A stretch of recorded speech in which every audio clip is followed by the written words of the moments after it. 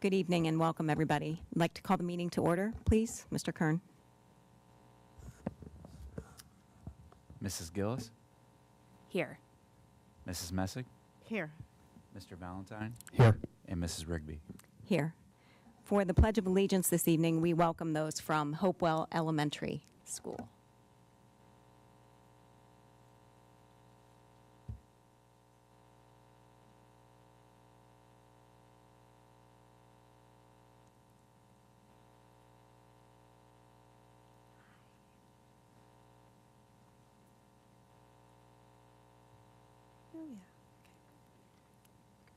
Good evening. My name is Caroline Graham, and this is Cammie Wenning, and we are the ROCKS leaders from Hopewell. ROCKS stands for Ruling Our Experiences and is a 5th grade female leadership group. These comprised of these strong young leaders. We came together each week this year to discuss topics relevant to their lives and to build skills that will encourage and lead to their success both in relationships and in academics. We are so proud of the work and commitment of these girls and the work that they have given to our ROCKS group and to our Hopewell community this year. We know that they will all be a tremendous asset and great leaders at their middle school communities next year. We are glad to be with you tonight to lead you in the pledge after the girls quickly introduce themselves. You want to start, Emma?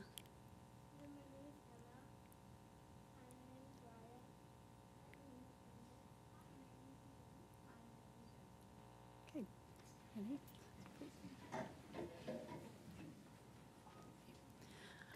I pledge allegiance to the flag of the United States of America and to the republic for which it stands, one nation, under God, indivisible, with liberty and justice for all. Okay, come on, girls.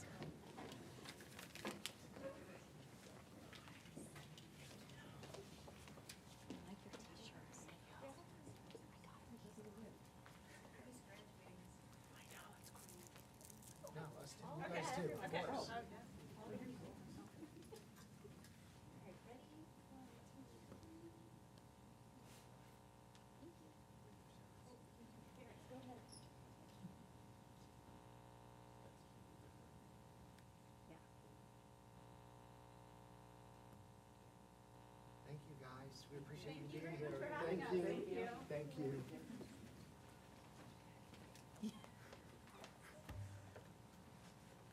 Very true.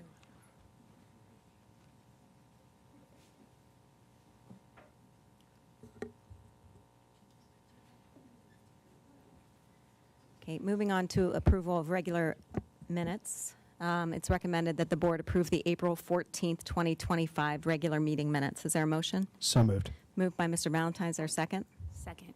Second by Mrs. Gillis. Call the roll, please. Mr. Valentine, Yes. Mrs. Gillis, Yes. Mrs. Messick, Yes. and Mrs. Rigby. Yes. Motion passes 4-0. Approval of the regular work session minutes from April 28th. It is recommended that we approve those minutes. Is there a motion? So moved. Moved by Mrs. Messick. Is there a second? Second. Second by Mr. Valentine. Call the roll, please. Mrs. Messick, Yes. Mr. Valentine, Yes. Mrs. Gillis, Yes. and Mrs. Rigby. Yes. Motion passes 4-0. And approval of this evening's agenda as presented. Is there a motion? So moved. Second. Moved by Mrs. Gillis and a second by Mr. Valentine. Call the roll, please. Mrs. Gillis, Yes. Mr. Valentine, Yes. Mrs. Messick, Yes. and Mrs. Rigby. Yes. Motion passes 4-0. Moving on to awards and recognitions.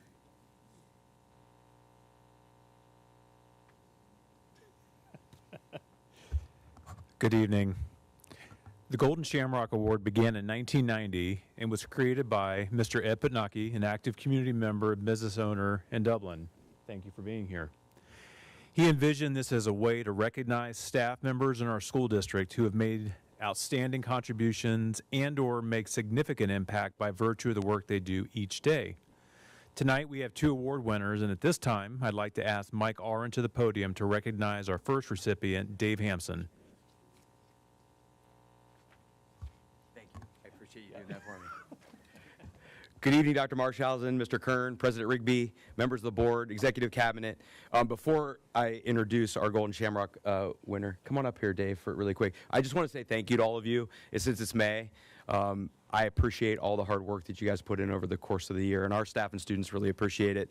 So I don't get this opportunity very often, and I know you don't hear it very often, but we appreciate you, and thank you for all of your support. I actually wrote something out for Dave. I really could do it without it. I so much respect of Dave as an educator, but I'm going to read this just to make sure that I don't miss anything because he deserves that kind of accolade. It's my distinct honor to celebrate somebody who embodies the spirit of collaboration, support, and unwavering dedication. I call him Dr. Dave Hampson. He's an invaluable resource to our students and our staff. He joined our staff in 2019 and is our exceptional teaching and learning coach. He's an integral part of Jerome. He leads impactful professional development, provides crucial classroom instructional support, and expertly produces our weekly Celtic news and so much more. He even comes down and says, hey, are you filming today? We film every Friday together. We spend every Friday together almost. I think we've done it almost every Friday this year, and he produces that message. His colleagues describe him as caring, patient, and helpful. He perfectly exemplifies the district's Think Team motto. Whether he's enthusiastically highlighting student achievements through his social media presence, he does that too. Skillfully guides students with the weekly Celtic news or proactively offers supports and professional development for our staff. Dave's positive impact has resonated across every aspect of Jerome. He anticipates needs, patiently deals with instructional technology needs. He could share a few stories and consistently models continuous growth and meaningful collaboration. There's so much more I could say, but he is the epitome of an outstanding teaching and learning coach. I feel incredibly fortunate to call him my colleague and my friend. It's with immense pride that I stand before you this evening to recognize Dave Hampson. Thank you. Yeah, thank you. Appreciate it. So just real quick, I was thinking about things to say, and Mike, I owe you that $20 for that wonderful address. I appreciate it. No, in all reality, no, I cannot thank the staff and the students enough of Jerome High School. Working in that building is a privilege and an honor every day. And the only reason why I'm up here is because of the other great people that I get to work with on every day and every moment that I'm there. So I also want to thank Mike. I want to thank you all. And I want to thank just Dublin City Schools for being an awesome place to be able to work. So thank you.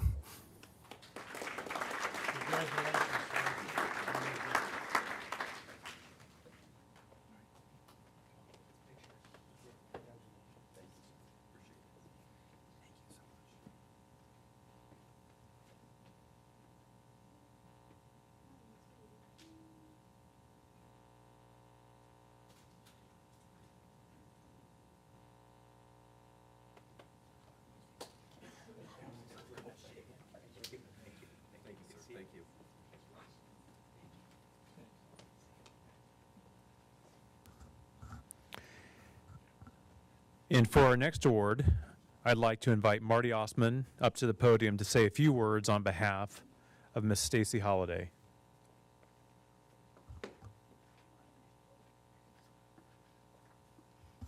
All right. Congratulations, Dave, for your award as well. Good evening, Dr. Marshausen, Mr. Kern, and members of the board. It is with great honor and a privilege to introduce Stacy Holliday as a May 2025 Golden Shamrock Award recipient. When thinking about how to best describe Stacy, I kept coming back to one common theme, and I see the kids back here to support Stacy, and that theme is Stacy loves kids.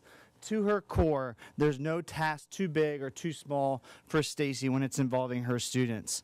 We just celebrated Mother's Day yesterday, which, by the way, to all of our mothers in the room, thank you for all you do. You are incredible. But with that in mind, I have Stacy in mind.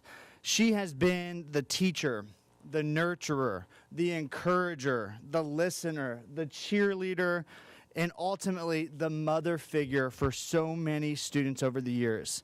She has been in her students' corners, unconditional love for them. She is truly that mama bear who pours her heart and soul into her students.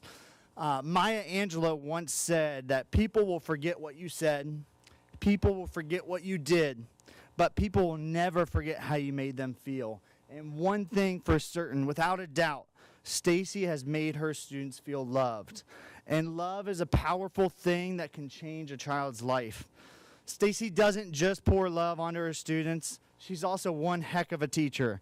I've seen firsthand Stacy support each child's unique set of needs, foster a strong sense of community in her classroom. She adapts her approach to meet diverse learning needs. She creates fun and engaging learning activities for her students, and she challenges every student individually to be their very best. Many families have reached out to me directly just saying how much compassion and grace Stacy has shown their children and how they've transformed their lives. I mean, what more could you ask for from a teacher? It's pretty simple. Stacy is an Indian Run world changer. As she does approach retirement, her impact at Indian Run Elementary is undeniable. Her unique blend of kindness, humor, and ultimately love has left a legacy that, and I am honored to have worked beside her. Congratulations, Stacy. We're so proud of you.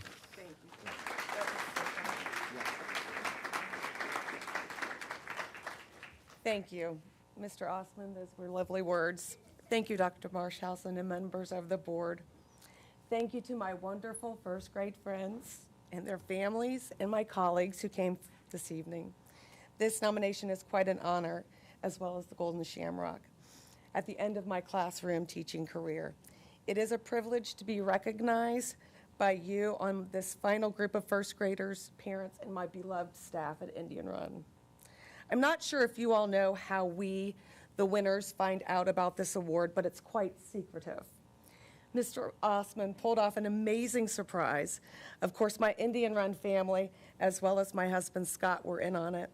Mr. Osmond had to pivot a bit after a weather delay and a leaky toothpaste tube last Monday, but boy, did they get me.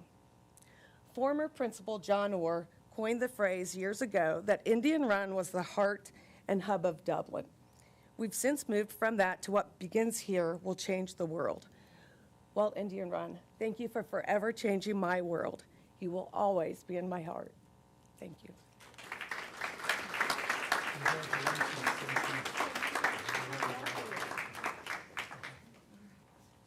Hey, kids. Come here. Yeah.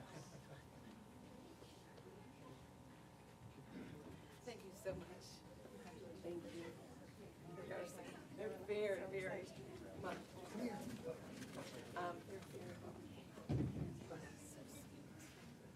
Hey, kids, come get in the picture. Come on. Yeah.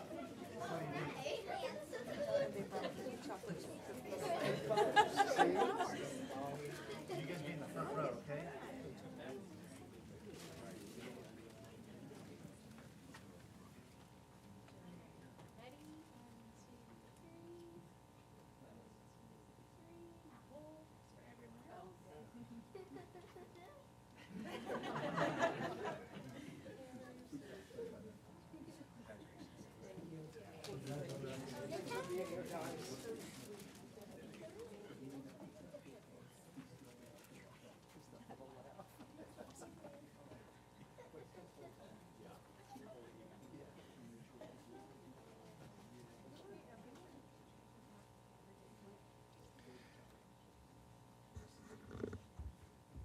Next up to the podium, and you have an act to follow, is Dublin Kaufman Athletic Director, Mr. Dwayne Sheldon. Thank you, and I'd like to echo congratulations to those two. That's a big deal. Coach Chance Van Gundy is under the weather, or he would be here to do the presentation. We're going to allow Assistant Coach Weber to be a dad tonight. So Val Lawrenson, our assistant principal at Dublin Kaufman, is going to take the mic, and she has not only lives in Dublin and obviously works at Dublin, but her son had just graduated a year ago and went through this wrestling program. A program that's won 7 straight district titles. It's known throughout the state as one of the best wrestling programs in the state, and certainly one of the top 2 or 3 public school programs in the state. So without further ado, Mrs. Val Lawrenson. Good evening. Thank you so much for giving us the time to honor these two outstanding student athletes from Dublin Kaufman's wrestling program. I'll start with Tommy. Tommy Worster, a freshman, finished the season 38-4, a sectional champ, a district champ, and a state runner-up at the 113 weight class. Tommy made the state finals in a very competitive weight class, only to lose by 1 point match to an opponent from Brecksville. Ironically, Tommy was able to avenge that defeat last weekend at the freestyle state duels by defeating that same state finals opponent by 1 point this time around. Tommy was also named a scholar athlete at our banquet in March. Congratulations, Tommy.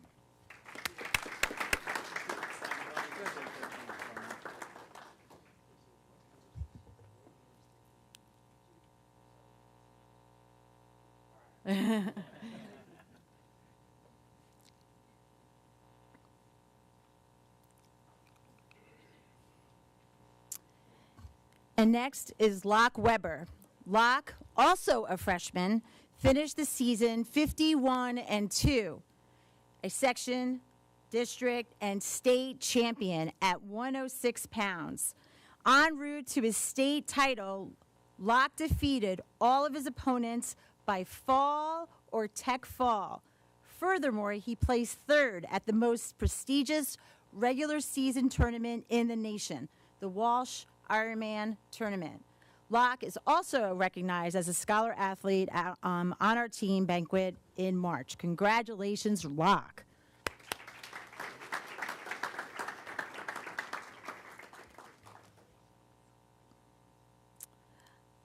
I'd also like to mention that these wrestlers are among the best in the nation at their age group and will and have been represented the United States of America at the Pan Am Games and World Championships. Congratulations, young men. They have a few more years here with us. We're really proud of them.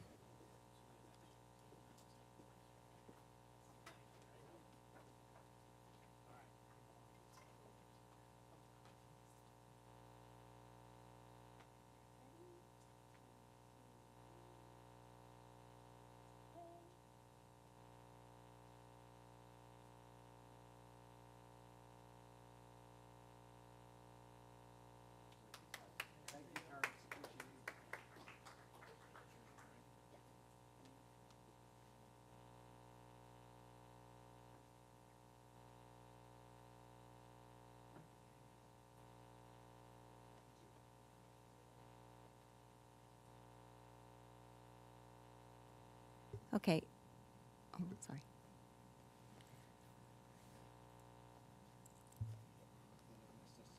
No.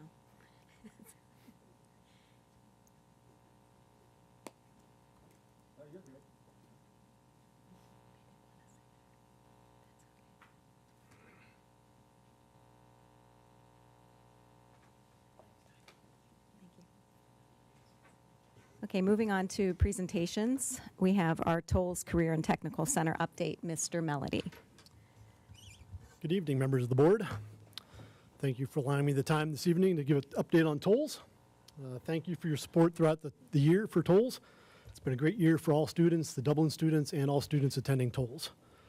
Last week, Tolles hosted the first ever Tolles Career Day, Career Discovery Day. This was at the Franklin County Fairgrounds. They hosted over 1,400 fifth graders from all associate districts.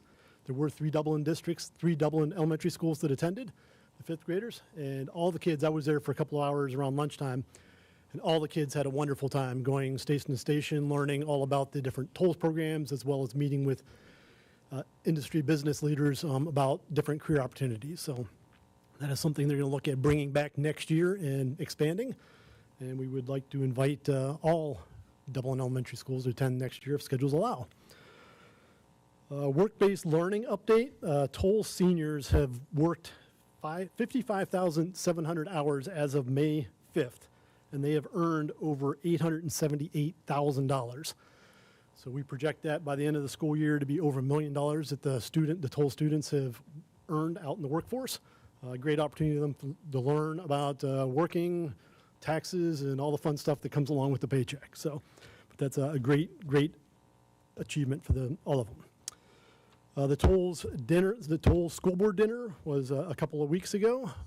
Sorry you couldn't attend it, but there were a lot of highlights from Dublin students in the programs. Before the dinner, there's like an open house where the students can show off their programs and ask questions from the participants.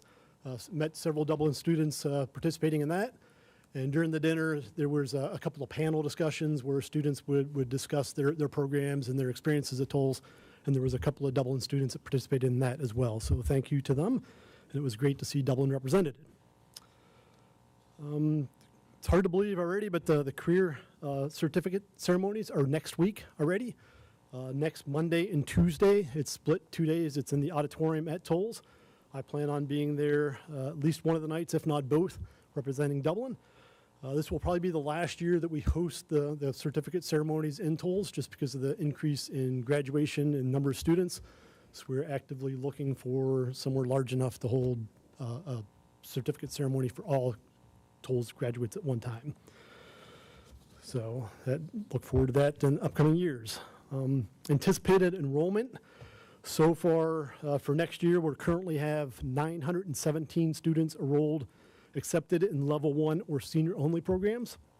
And that's in addition to the 622 students that are in level 1 programs that will be going to level 2 for next year. So this is a great increase in enrollment and a great expansion for all the programs. 15% increase.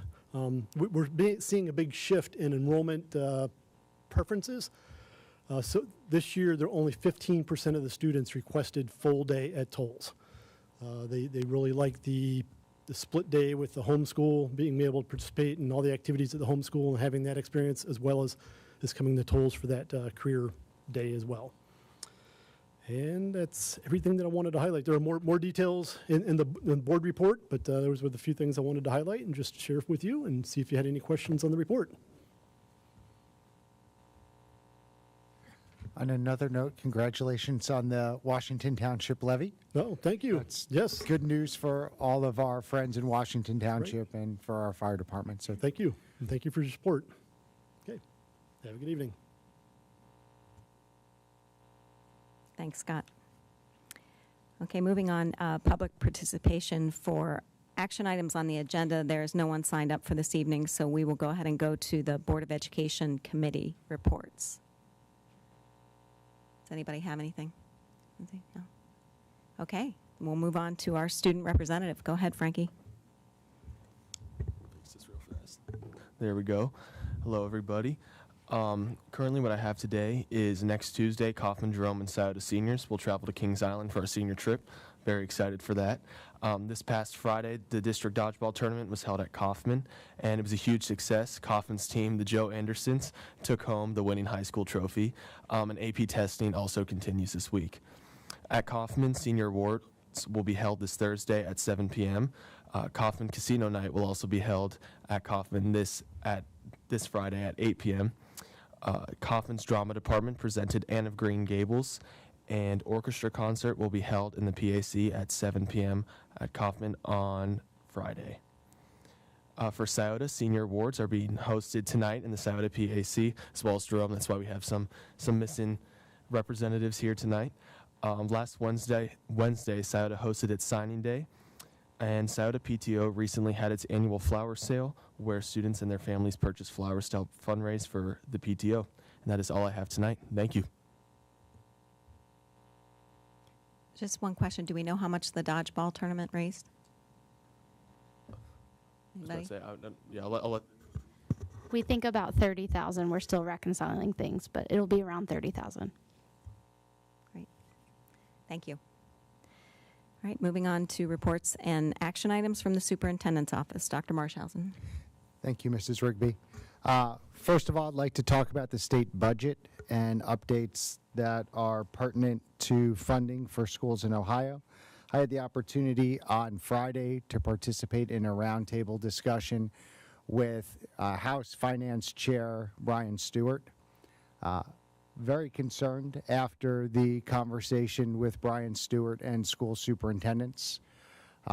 It is clear the desire from the House Republican caucus for property tax relief, and the largest collector of property taxes across Ohio is generally public school districts. For us in our community, we're 60 to 65% generally of people's property tax bills. To further heighten concerns for school districts and really fire departments across Ohio, yesterday Attorney General Dave Yost accepted the title and summary language of a proposed constitutional amendment in Ohio that would amend Section 14, Article 12 of the Ohio Constitution that would abolish property taxes, real and future, in the state of Ohio. That now requires 10% of the votes in the previous gubernatorial election, 5% of which must be collected in 44 of Ohio's 88 counties. So there's a process to get that on the ballot.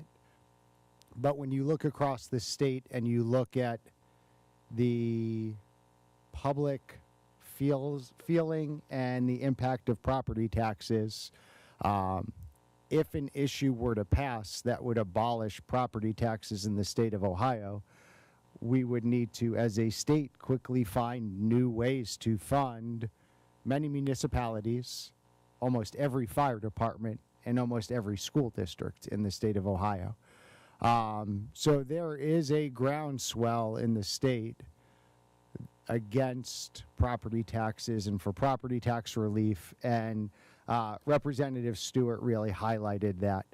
I believe the sentiment is along the lines of, if something doesn't come out to provide property tax relief in the budget bill, that there'll be a real push to get this amendment on the ballot in November. So these are things that we're watching. I think as education groups, the idea that there isn't going to be tax relief is a fantasy. I think as education groups look, the idea that the fair school funding formula is going to be fully funded is a fantasy. So I think we have to be mindful of the reality of where we feel about taxes in the state of Ohio. I had a great personal conversation with both Senator Reineke and Senator Kaler at the Governor's Workforce Board meeting at Columbus State on Thursday, and talking with some of our Senate leaders about what is reasonable and what can be done to protect successful school districts that have wide-scale community support like the Dublin City Schools.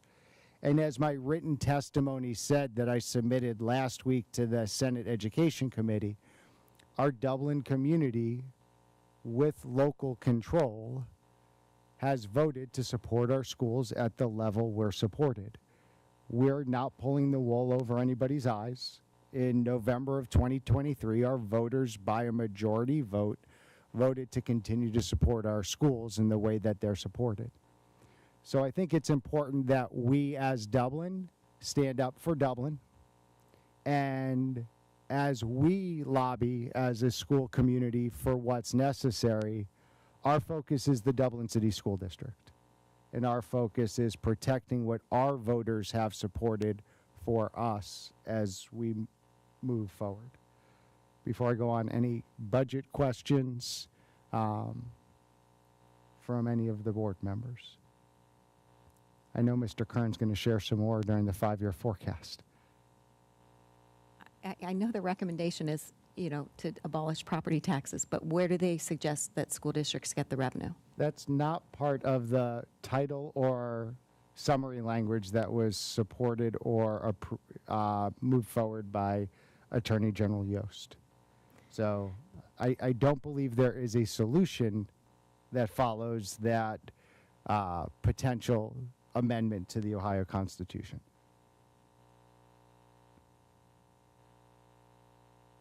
Over the weekend, I think board members and I received some disturbing screenshots that were posted on TikTok involving social media. I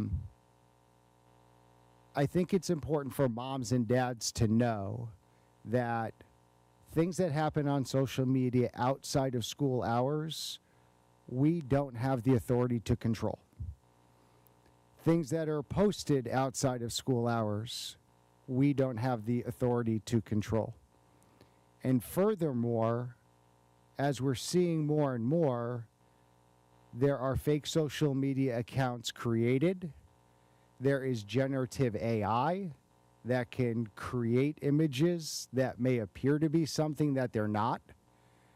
And as we go through and as we grow in a social media time, the role that the school plays is limited, especially compared to the role mom and dads play. If mom and dads don't like what their children are seeing on TikTok, delete the TikTok app.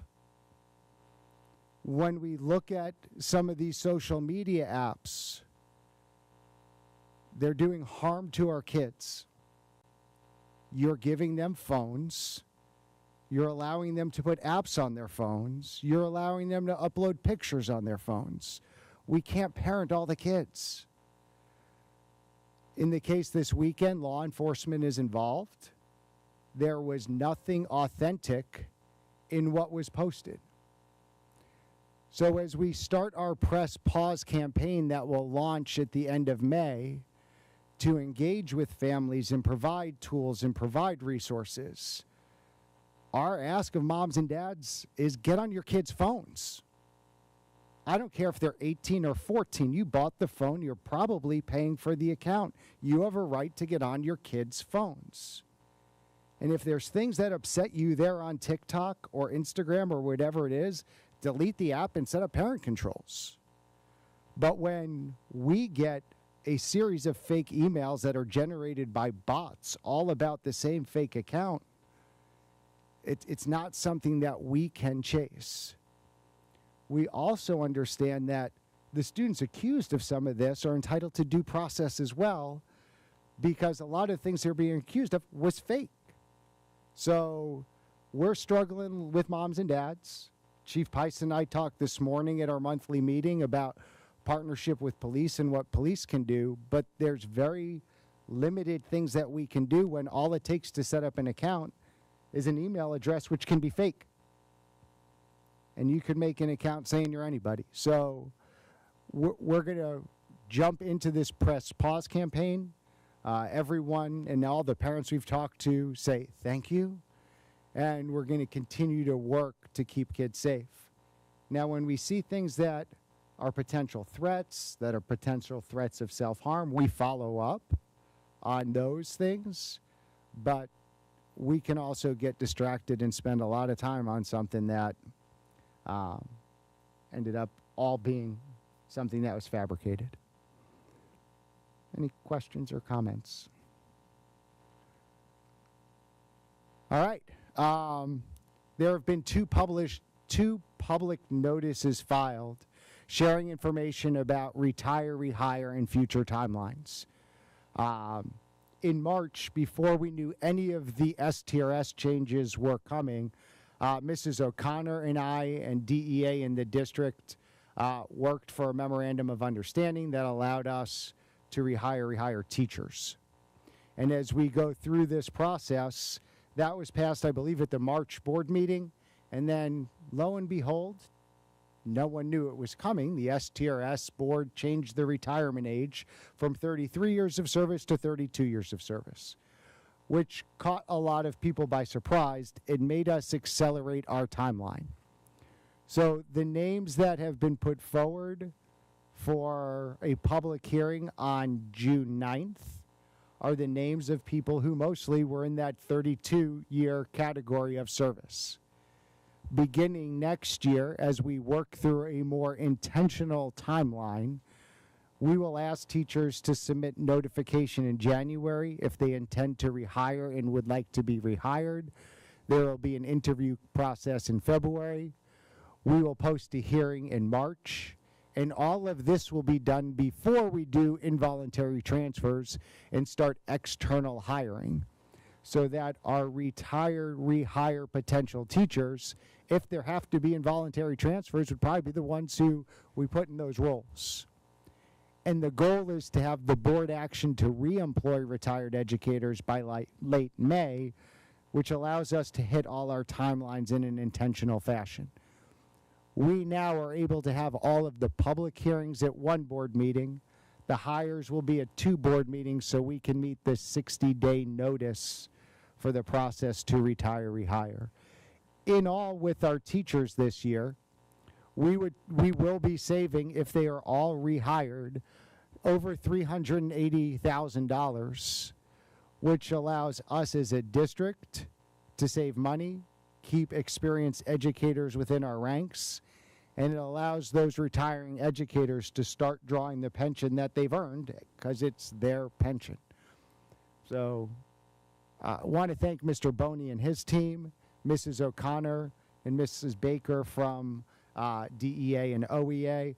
I now have other colleagues asking for copies of our memorandum. There's a teacher shortage in Ohio. This can be a win-win for everyone, and I think we're going to be, once again in Dublin, kind of setting the standard for how we do this moving forward. Our next board meeting is on Thursday, May 22nd. It's on Thursday because the last Monday is Memorial Day, and we'll all get to be together on Sunday for like 12 hours for 3 graduations at the Schottenstein Center. So we will start with the groundbreaking at 5 p.m. In the cafeteria area at Scioto High School. In case anybody is going to be surprised when you show up, this is a ceremonial groundbreaking. We are ready. How many truckloads of dirt did they haul out on Saturday? So the ground's been broken. The site's prepped. But with spring weather, you never know what you're going to get into. So this will be the ceremonial groundbreaking, followed by the board meeting at Scioto on the 22nd. And we are so grateful for our construction crew and Jeff's staff, because, wow, they've made tremendous progress in about a month as we work with all haste to be ready for August of 2026 and that 60,000 square foot addition at Scioto High School. Any questions from members of the board? If STRS decides to change the rules again after we started our process, would this new process allow for that, or would they have to wait a year to be rehired, to go into the rehire? It's really up to us.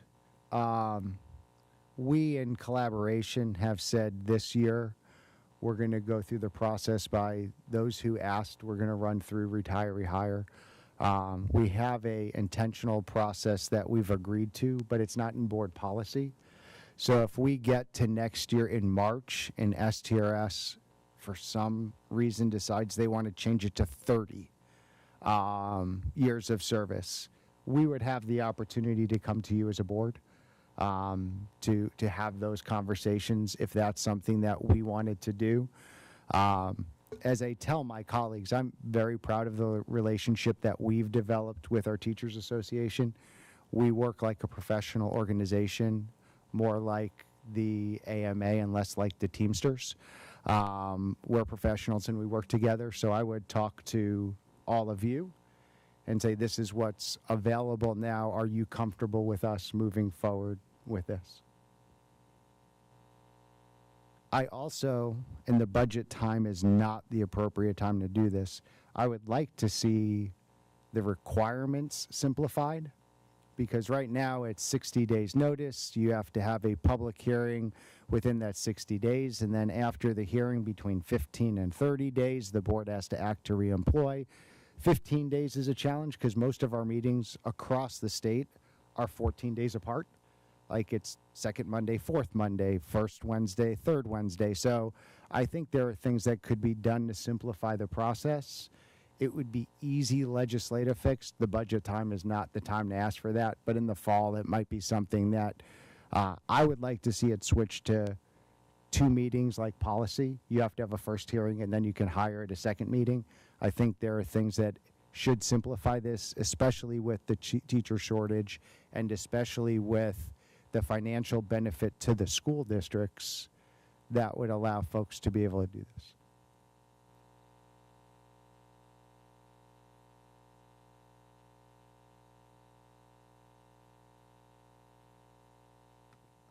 What else is on my agenda? Good. Oh, okay, yes. There are calendar updates here. These calendars extend preschool 1 week into the in the future. In the past, preschool has ended 2 weeks before the last day of school. This more aligns our preschool calendar with our school calendar. So those are the changes there with the preschool, technical corrections to some policies, and then second reading and adoption of the policies that were discussed at length at our last board meeting.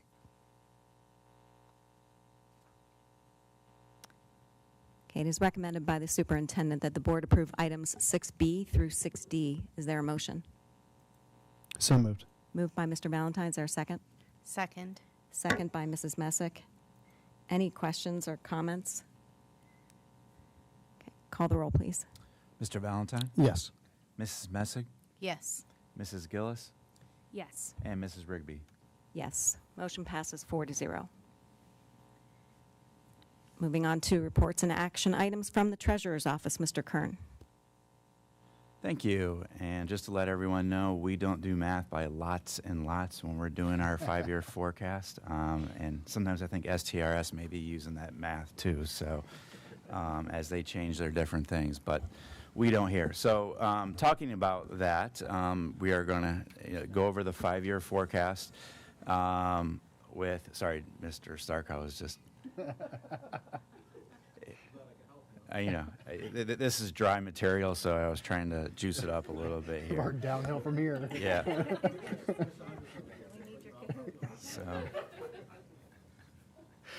So a lot of these slides you've seen before. Most of them you have, but we'll talk about this change.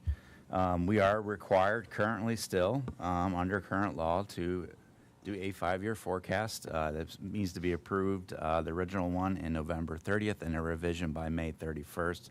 This, of course, would be our May revision of our October forecast. So, there's different requirements as part of House Bill 96 that were shortened to a 3-year cycle. And I would say that's something, while we would statutorily do that, we would still do a 5-year and beyond as we have to properly plan as we look forward with the resources that we have. The 5-year forecast is just what it is a snapshot of what we know today. We have not incorporated any of the proposed stuff at the state level currently. It's with the current laws and assumptions that we know. That is one thing to take into account when you're looking at this. We do have the forecast, which is, you see the one page, but there are approximately 19 pages of notes there and assumptions kind of to go along with it to kind of understand where our numbers are coming from those standpoints. Sorry. I'm doing it on my computer, but not on the thing here. I'm trying to point at Cassie, saying, move it. Trying to follow you. Yeah, I gotcha. So I got it now. Sorry about that. So the key line items we've talked about are the revenues and expenditures, as you would expect. Our revenue, as we'll go into the next slide here. Oops, what did I do now? There we go. So next slide here is our source of revenue.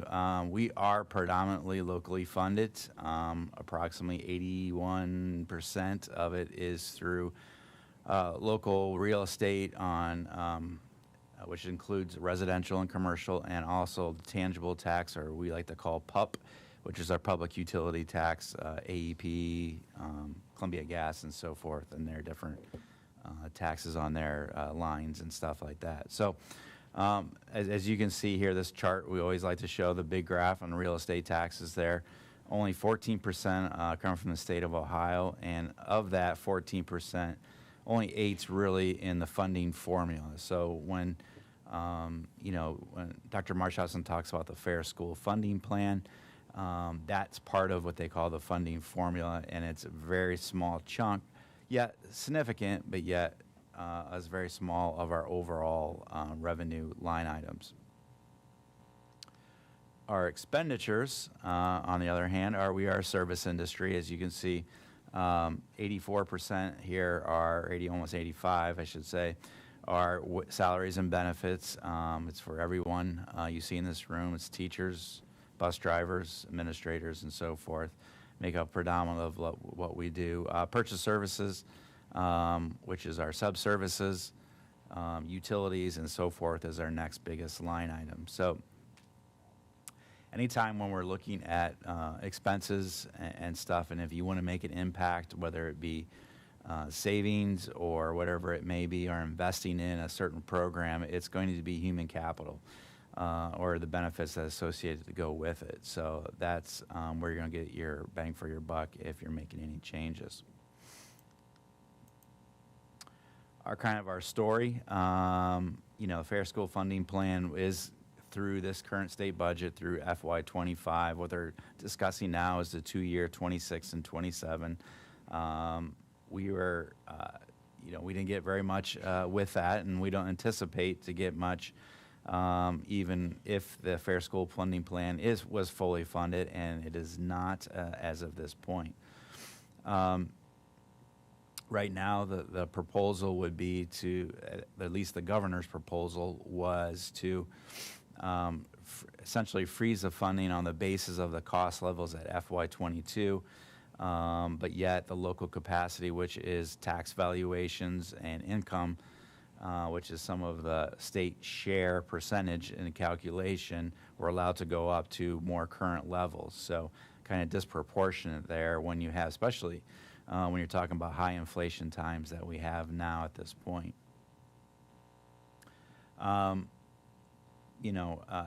Right now, there's several property tax reforms out there, House Bill 96 being the biggest one. I skipped over, missed a slide there. With that, I'll continue on House Bill 96 here, as I got a little bit out of order there. But House Bill 96 would to take a look at, oh man, where did I do it? It's way back here. Look at capping cash reserves at 30%. There's also property tax, also an impact on there and how it's valued. There's 14 bills presently, 9 in the House and a 5 that would address it. They would also look at, and this one does not affect us, but it affects probably over 400 school districts in the state of Ohio. It's called the 20 mil floor, which is what the minimum that can be assessed currently by law. The thing with the 20 mil floor, and I think what the legislature is missing is, since most of the districts have it, is the miss about Dublin is we're still subject to House Bill 920 back from the 1970s, which limits, so when property values go up, it limits the amount of growth that we have to just the inside millage that we have, which is 4.4 mils. Districts that are on the 20 mil floor get the full effect. So if your values go up 20%, your taxes will go up for the school taxes go up 20%. So I understand where voters are coming from, or the state as a whole, and the legislators and what they're seeing, but that's not here in Dublin. For our operating fund, we're approximately 41.5 mils that are assessed. Along with our bonded and our permanent improvement, we're around just slightly over 50 mils. So, if that, that's part of the thing too, is I wonder how the bill, if it's to eliminate property taxes, we have debt out there, and we are AAA rated, the highest rating you can have, which allows us to borrow at the lowest rates. It is backed by property taxes. And so, there's a bug flying in my face here. But with that, and so that would affect those, and first of all, that'd be affect our repayment of those obligations out there. So I'd be curious what they would do to previously approved debt issuances out there from that standpoint. Overall, I would think the cash reserve policy, if we've talked about this, Mr. Valentine, I don't know how many times of ratings trips you've been on, but Mrs. Gillis, I think you did it the last time with us with those, is they ask a lot of questions about your operating fund, even though that does not pay the debt back. What they want to see is a good reserves in that general fund. And so they've always been appreciative of how we manage our finances, how we manage the levy cycles that we have, and our levy support of our voters. And so, in part of their when they give us that AAA rating, that has a lot to do with that. So, I think this is overall going to affect if you need to issue debt for anyone throughout the state, the overall credit ratings of any school district in the state of Ohio are going to go down just because of statutorial stuff that may occur in the budget from that standpoint. And that's a shame, and we'd have higher borrowing costs, which would require higher taxes to make the repayment of those. So I think that's a little short-sighted in a sense from that standpoint, but I'm sure they don't want to listen to me from that standpoint. We do have just other things going through there, updates to the forecast. We do have a positive balance going through fiscal year 29, which, if you remember, in November we did not. We were slightly under. We do start, though, deficit spending next year, which is that run rate, and you'll see the graphs here in a little bit that I always like to show that have that impact on it. Property value growth to new construction or reappraisals are in here. We had a slight increase in those that allowed for approximately a little over $1 million more to be collected in future years through that. I do want to say, I was talking about accurate calculations over between PUP tax and real estate taxes from the November, actually we did ours in October, but October forecast was approximately estimated to $240 million. As they came through, we are only $2,000 off, which is 0.0009%. So, and the reason I bring that up is, it is accountability of what we're showing in our 5-year forecast. Talk about rating agencies, but more importantly for our public out there who has approved previous levies, property tax levies for us, is to show that the accuracy in our estimating is, we're not overestimating, underestimating there. We're trying to be as accurate as possible to now show accountability, but also in our decision-making processes is we have a limited amount of resources, and we want to help student achievement, of course, and direct those resources in the right areas. Both in revenues and expenditures, we're typically within that 1% in total revenues and expenditures. So we feel really good about our changes that we made coming forward. I know for example, there again, for our salaries and wages on the expense side, which is about $246 million. We've only adjusted up about $150,000 between those two lines. So as we come out through the year, so as we're going through October and coming through May, not a whole lot has changed, but enough to reflect what's coming through this year.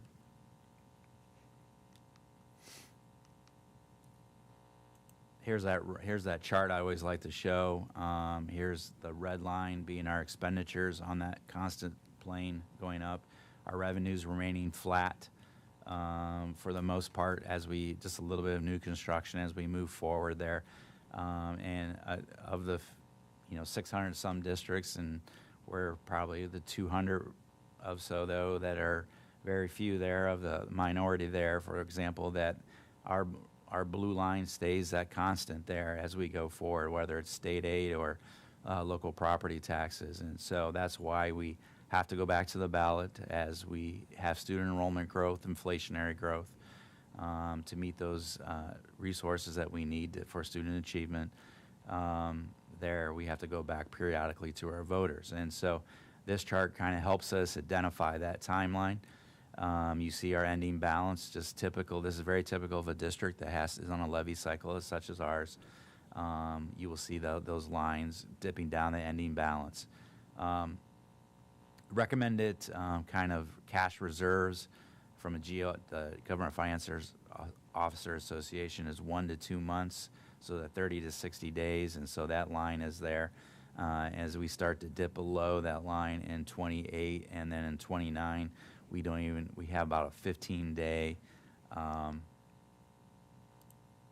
17-day ending cash balance there. So this is the ending number of days there as we see throughout the forecast and get into those levels. So I know I jumped around a little bit with the slides and stuff like this, but any questions on the forecast, on individual lines?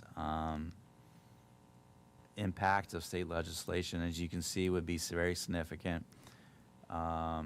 Here's kind of the timeline of as we see things coming.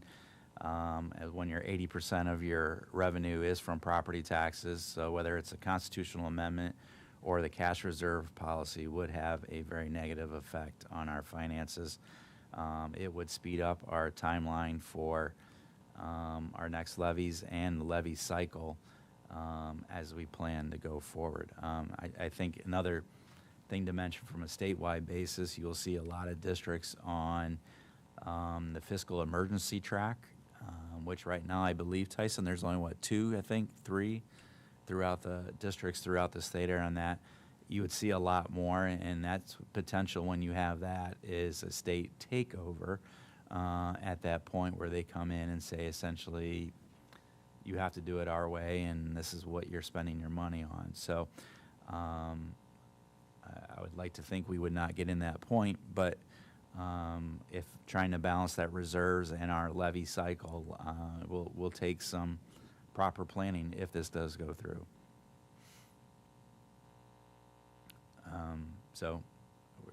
Hearings this week, or last week and this week in the Education Committee, and here's kind of the balance. They'll come together, the House and the Senate, and Joint Conference Committee in late June, and then they'll have something hashed out by the 30th. So, or I should say, typically they have stuff hashed out by the 30th.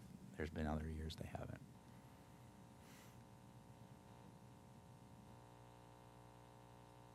Questions? As far as the agenda for the rest of the evening, most of the same stuff that we typically would see. You have donations, student activity purpose clause, approval of grants from the Dublin Education Foundation, and some appropriation changes. The appropriation changes, as you can see here, one are due to the DEF grants. The other two is our student activity funds, whether it's the clubs or athletics, which is the 300s and the 200s, respectively. From that standpoint, while the resources are there, we just kind of under budgeted in those areas. So these are increasing that to be able to spend that, be allowed to spend and meet those needs. And that's it for this evening. Brian, just the one, you made a note on slide 26. We'll not get complete details of state budget and potential property tax changes until October, November 2025, following the budget approval in June. So obviously we have the timeline in front of us at this stage. You guys, as always, are keeping us updated on a daily basis as needed, and if not the weekly basis.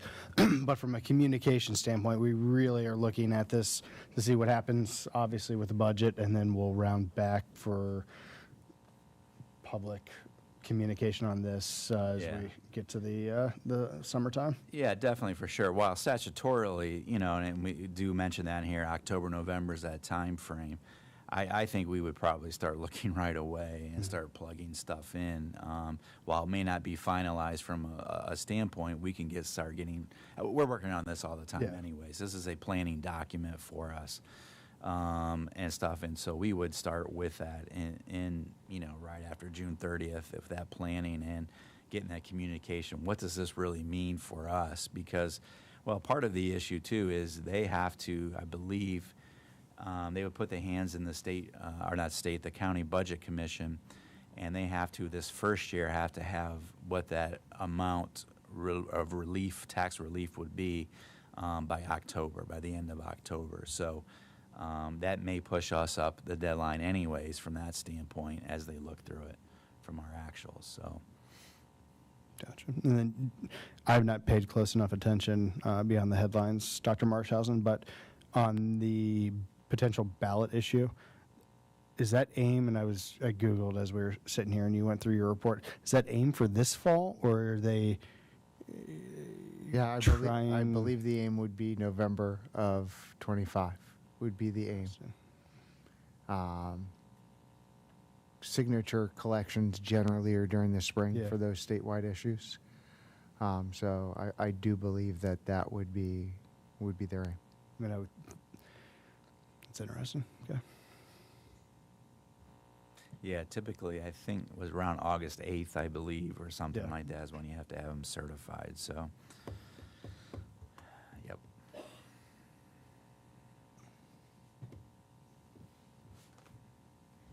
Any other questions? Okay, it is recommended by the treasurer that the board approve items 7B through 7G. Is there a motion? So moved. Moved by Mrs. Messick. Is there a second? Second. Second by Mr. Valentine. Call the roll, please. Mrs. Messick? Yes. Mr. Valentine? Yes. Mrs. Gillis? Yes. And Mrs. Rigby? Yes. Motion passes 4-0. Reports from the Department of Academics and Student Learning. Mrs. Marple. Good evening. Tonight we are circling back to our graded course of study for a second reading and vote this evening for K-12 Health, K-12 Science, Advanced Integrated Math, Creative Mindsets at the middle school, and our counselor framework. So I would be happy to answer any questions if there are any lingering.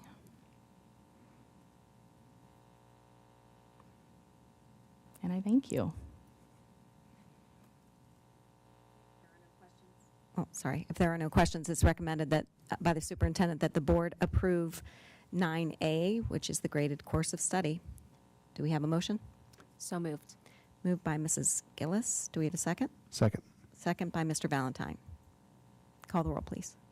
Mrs. Gillis? Yes. Mr. Valentine? Yes. Mrs. Messick? Yes. And Mrs. Rigby? Yes. Motion passes 4-0. Moving on to reports from Human Resources. Oh, I'm sorry. From operations. Sorry about that. That's twice. You've been. I don't know what is going on. I apologize, Mr. Stark. Bunches of things to talk about. Yes, I did not mean to slight you. I apologize. I'm coming with a number next meeting, I'll tell you that much. This is too much. First thing on the agenda, members of the board tonight, is our annual renewal with the City of Dublin's police force for our SROs. This contract provides us what we call 5+2 SROs for $366,000. What that means is that, first of all, the city not only splits the cost with us for the 5 SROs, but they give us an additional 2. And it's kind of we validated this afternoon. Thank you to Matt Ward, and it's a kind of a gentleman's agreement they've had for years. They give us these additional 2. If there happens to be an emergency in Dublin, those 2 would get pulled. But for years that has not happened, and that gives us 7. And then we do get 1 from Union County that gives us 8, and that covers all of our secondary schools. So that's up. This annual increase is very small. I think it's under. I think it's around 2%. And the next item, if you'll recall, a couple months ago, the board approved a resolution for urgent necessity to replace 2 out of the 37 roofs over at Kaufman. Now, next year, we're planning to go to the board to do a lot more of those roofs, but these 2 needed immediate action. So we did, and we didn't publicly bid it because the resolution allowed us to bypass that because that's kind of a longer process. But we did put out a request for proposal, and we did get 3 three proposals, and we're recommending to the board that NF Mansueto and Sons, who not only had the lowest but also the best value altogether at about $1.4 million, to replace these two roofs. And it's not just the roofs, there's also a glass component. There is there's a skylight that needs to be replaced, and the roof also bumps up against a large glass area that was leaking. So that will handle all of this. This project, if the board were to approve tonight, we'd been procuring everything this week. The project would start mid-June when it all shows up, and it would end in October. Now, we have worked with both the supplier and administration at Kaufman, and so the parts that would take place during school would be above portions of the library that will not impact teaching and learning. So we are in lockstep with not only the supplier, but the team over at Kaufman. And that's all we have for tonight.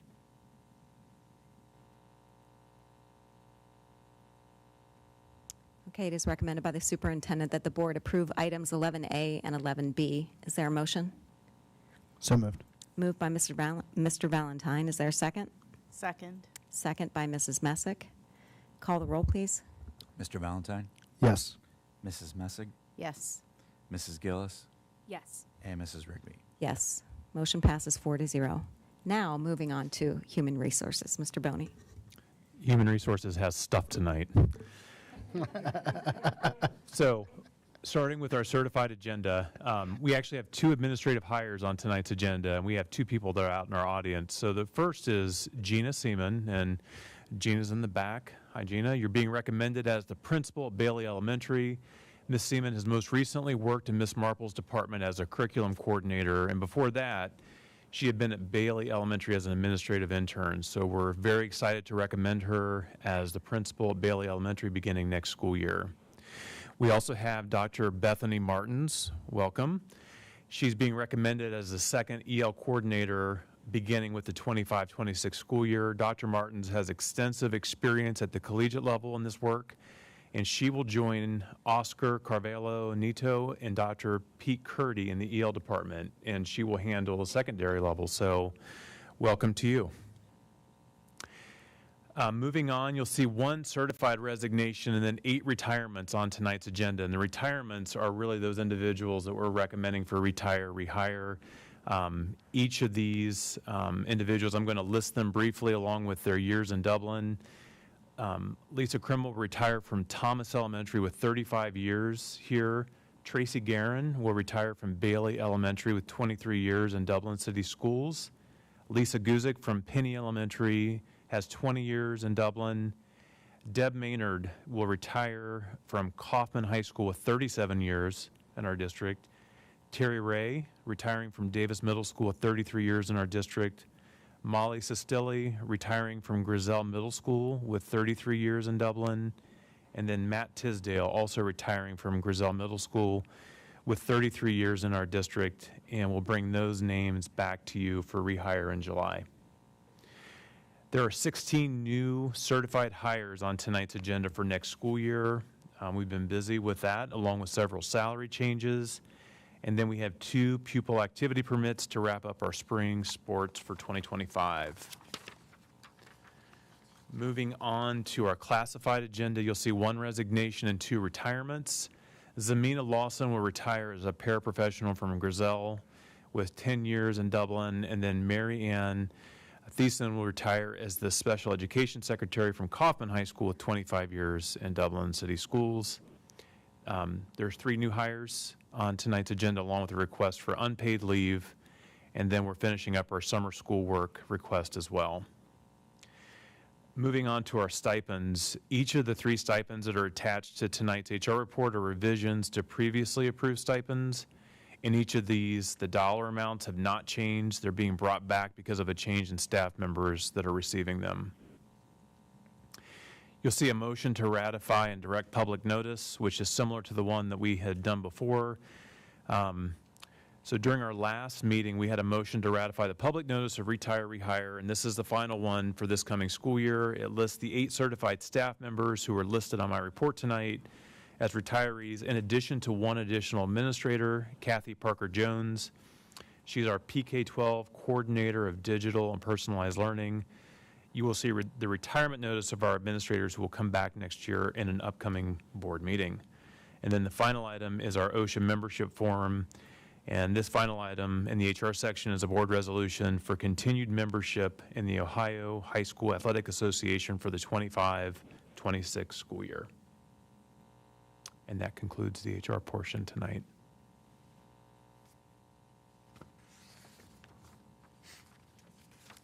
Okay, it is recommended by the superintendent that the board approve items 13A through 13E. Is there a motion? So moved. Moved by Mrs. Messick. Is there a second? Second. Second by Mrs. Gillis. Any questions or comments? Call the roll, please. Mrs. Messick, Yes. Mrs. Gillis, Yes. Mr. Valentine, Yes. and Mrs. Rigby. Yes. Motion passes 4-0. Items for board discussion. I just, at this time, I know the board continues to get emails and questions from the community about the voucher lawsuit, and I would just like if Dr. Marshhouse and Mr. Kern, if you could talk a little bit more. I know we've talked about it in the past, but talk a little bit more about the impact on our property taxpayers, the impact on our community as a whole in terms of, do they pay for this, for the vouchers? And, what is the impact in our schools? How many kids do we have on vouchers? Is it affecting enrollment? Is it affecting Dublin in a negative way? Well, I think first and foremost, there has been some misinformation shared about vouchers and how they impact Dublin. None of our property tax dollars in Dublin go to vouchers.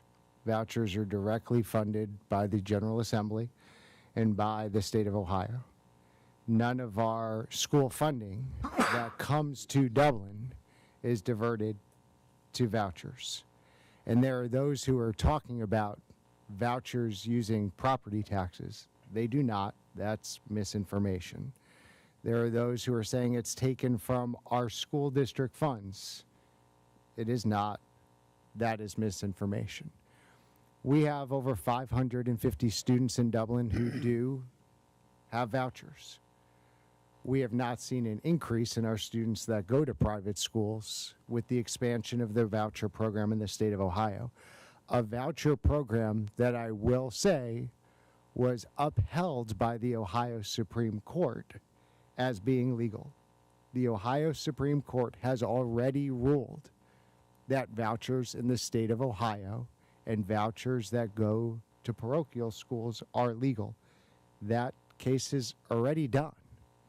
So as we look at this, we have families who do receive vouchers. Their students were already going to private schools.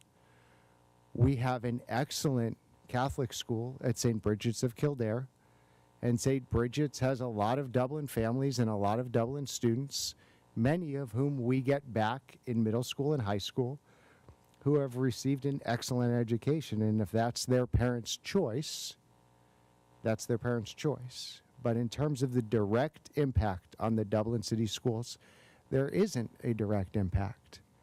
And as we talk about, and I've talked with many of the board members questioning whether we even have standing to be party to a lawsuit, as we have not been harmed by the voucher program.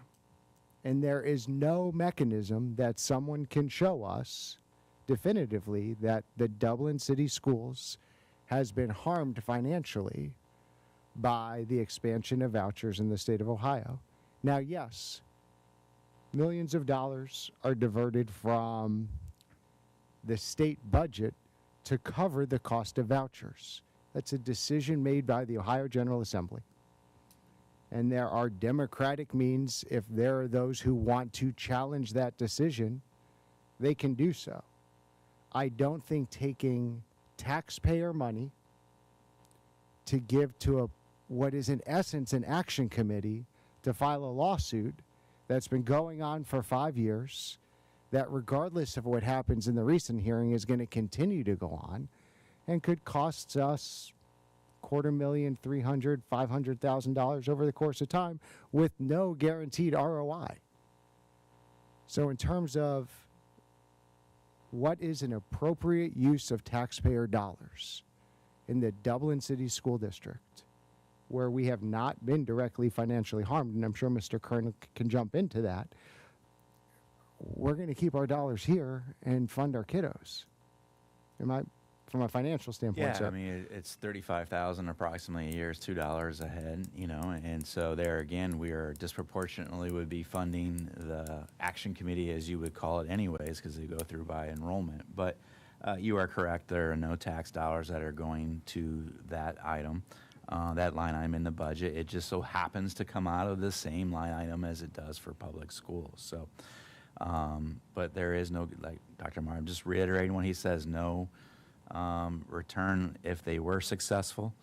In my personal opinion, they would find something to keep it, make sure if it was ruled unconstitutional at some point or were able to win in the lawsuit, that they would find a way to keep it in place and make it constitutional from a law's perspective. And even if it was unconstitutional, we have a funding formula that was, how many years ago? 30? 40? Yeah, DeRolf is 30 years old, said we were overly reliant on property taxes by the Ohio Supreme Court. We are more reliant on property taxes today than we were pre-DeRolf.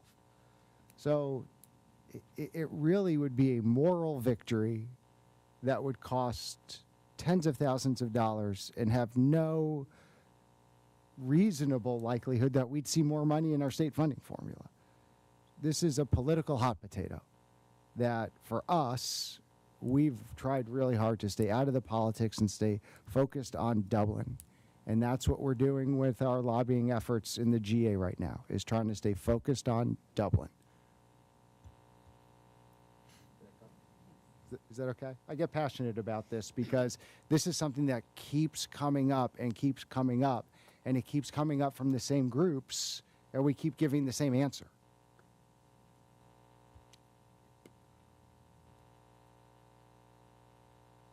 Can I throw a couple happy things in here before we adjourn? On Thursday at 11 o'clock, Project Search graduation at Ohio Methodist Hospital. Board members, you're welcome. Project Search is an amazing program. Chris, do you want to just talk briefly about Project Search? Because it's awesome. Yeah, students here in Dublin and across Central Ohio, some other surrounding school districts that have internships at Dublin Methodist, and they'll be graduating. It's a one-year program. Many of them, some of them are employed at the hospital. Many of them have other opportunities, but they're students who've deferred their diploma and have taken this path. So it's an outstanding opportunity to come and see some really awesome kids get this diploma and this extra learning experience. So that's Thursday at 11, and then our military program will be here at 4 o'clock on Thursday, where we have the largest group of Dublin students enlisting in the military that we've ever had before. Wow. This room's going to be packed. We thought about other places, but to hold it at one high school takes away that kind of, it's everyone's program. So as we continue to grow, we're going to have to be a little bit more forward thinking to try to find a larger place that's not at one of our high schools for our military recognition program. We are so proud of our students who have made the choice to serve their country after they graduate the Dublin City Schools. And we'll be celebrating them and each of the branches of the military that they are enlisting in. And that is here on Thursday afternoon at 4 p.m. Thank you. Okay, do we have a motion to adjourn the meeting? So moved. Moved by Mrs. Gillis. All those in favor? No, second. Second. Oh, I'm sorry. Second? Sorry, Madam President. Was that a second? Yeah. Yes? Okay, second by Mr. Valentine. Okay, now, all those in favor? Aye. Aye. Anyone opposed?